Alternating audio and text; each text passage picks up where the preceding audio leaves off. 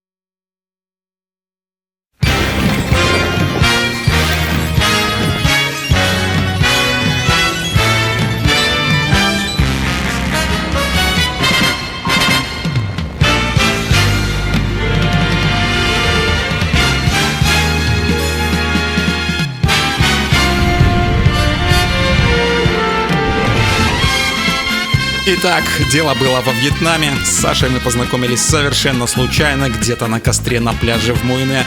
Также я познакомился с новыми друзьями, которых Саша уже к тому моменту немножко научил летать. А я тоже всегда хотел этому научиться, поэтому мы отлично спелись.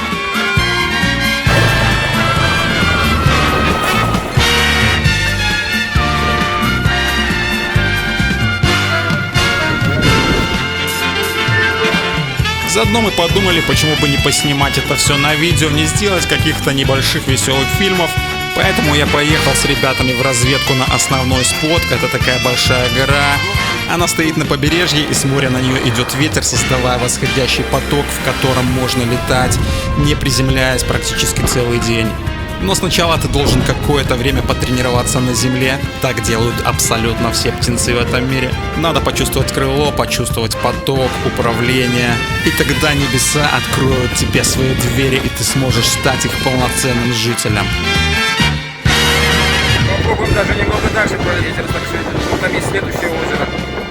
Чуть повыше сядем там. Таким образом, на следующий день я оказался уже на береговой полоске песка пляжа Муйне. Саша занимался с учениками, и я потихонечку это все дело снимал. И вот в какой-то момент я слышу: «Ну что стоишь, бро? Вон спидглайдер, бери, пора научиться летать». А спидглайдер — это чуть-чуть маленький параплан, на котором удобно учиться, который создан специально для скоростных полетов. У него чуть-чуть меньше площадь крыла, практически в 2 раза. Он идет по очень крутой глиссаде вниз. Как правило, на нем выполняют всякие трюки и даунхиллы по горным хребтам или по ущельям. Для парящих полетов он не подходит. Подходит для скоростных и для пилотажа, а также вот для изначального обучения, чтобы тебя прям сразу ветер с моря не унес куда-то на материк. Это крыло позволит тебе освоить навыки управления и почувствовать воздух.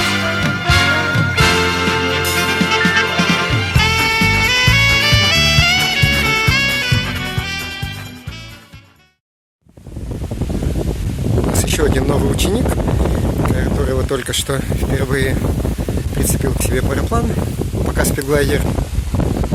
И самые-самые первые минуты наземной подготовки самостоятельной.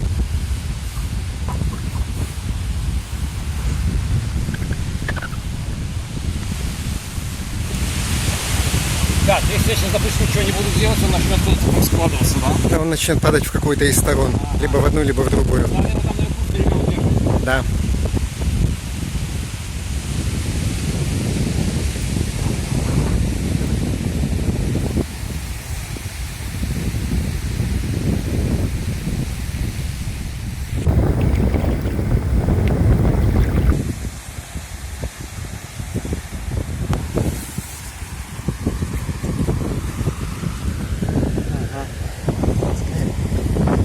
И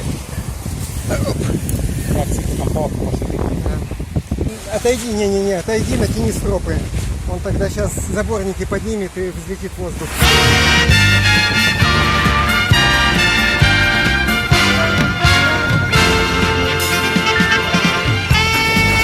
Когда я уже немного приручил спидглайдер, я слышу бробери, большое крыло начинает приручать большой ветер. Я взял, но это оказалось не так-то просто. Большое крыло, большая площадь, ветер пытается унести тебя отсюда куда-то туда. Но у меня потихонечку начало получаться, и вот в какой-то момент, когда меня подняло над землей на несколько секунд, я почувствовал, да, это тот самый полет, о котором я мечтал, это небо, я здесь. Но, конечно же, это еще не был настоящий полет, я оторвался от земли всего на каких-то 30-50 сантиметров, но этого хватило, чтобы все понять. И вот на следующий день мы поехали уже на наш спот научиться летать по-настоящему. Первые полеты проходят на небольшой горке, и потом, когда у тебя уже начинает что-то получаться, и ты немного освоился в небе, вы отправляетесь на большой старт где-то наверху горы и стартуете уже по-настоящему в открытое небо. Так человек становится птицей.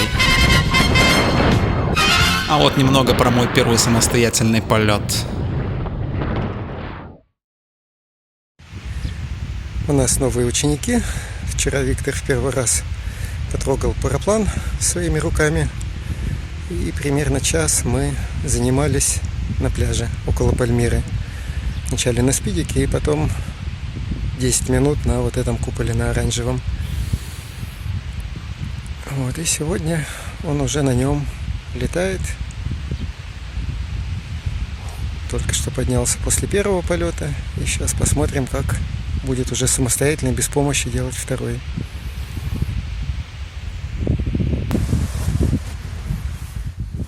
Наклониться вперед, тело наклонить, лечь на грудную лямку, руки выше.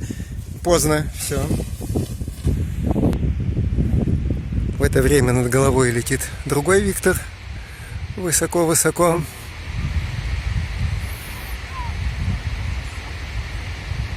Там камень вот не порежет его.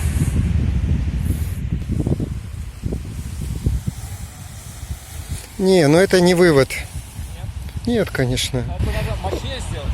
Это надо сделать широким шагом назад. То есть дать ему вдохнуть воздуха. Вот сейчас он у тебя вдохнул воздуха, кромочка расправилась. И из этого положения сильным усилием через подвеску мы вытягиваем вверх.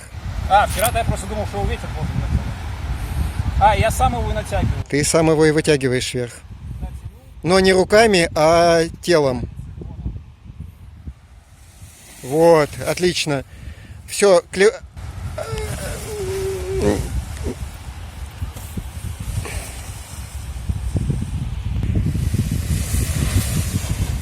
отпустил ряды, побежать, бежать.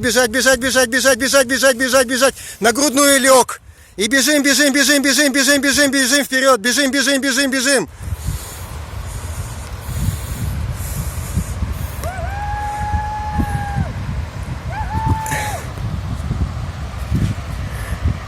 Боевой клич индейцев. Отлично, да. И вот так влево вначале идем.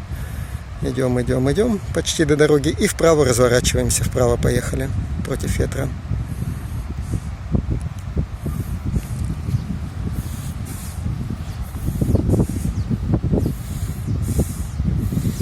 Поздравляю с первым полностью самостоятельным полетом.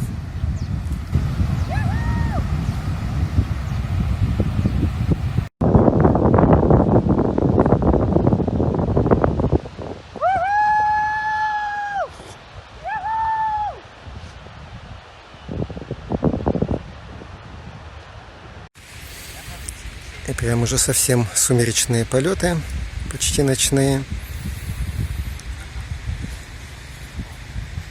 У Виктора уже 3-й или 4-й полет.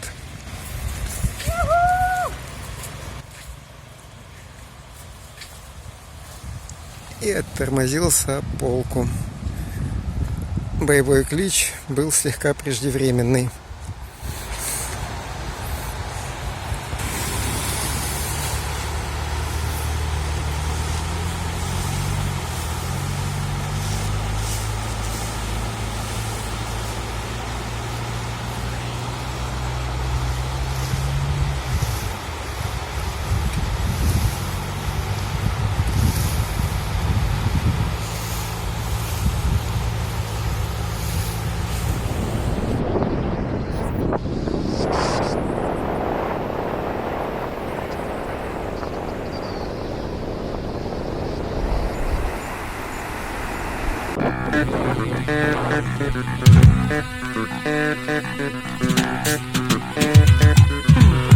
Про полеты я слышал такое.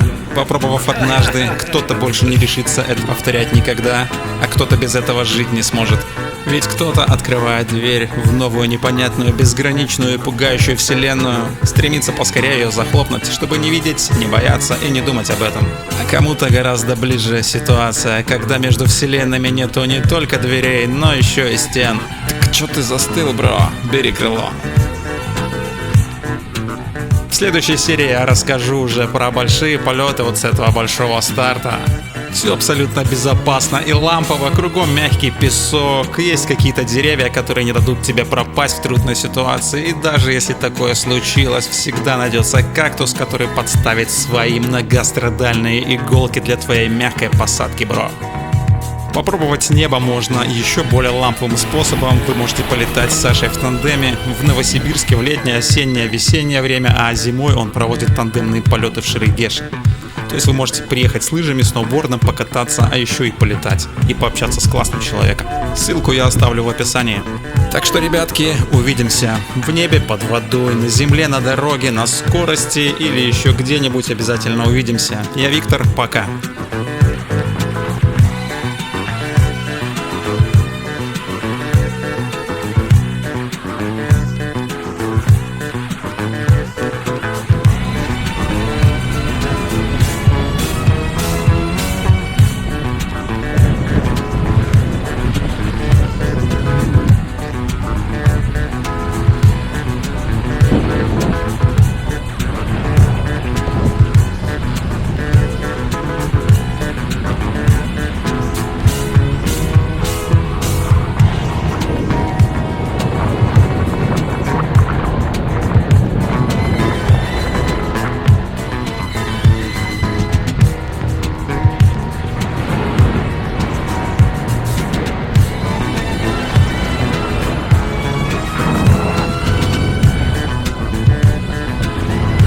Левее, чуть левее.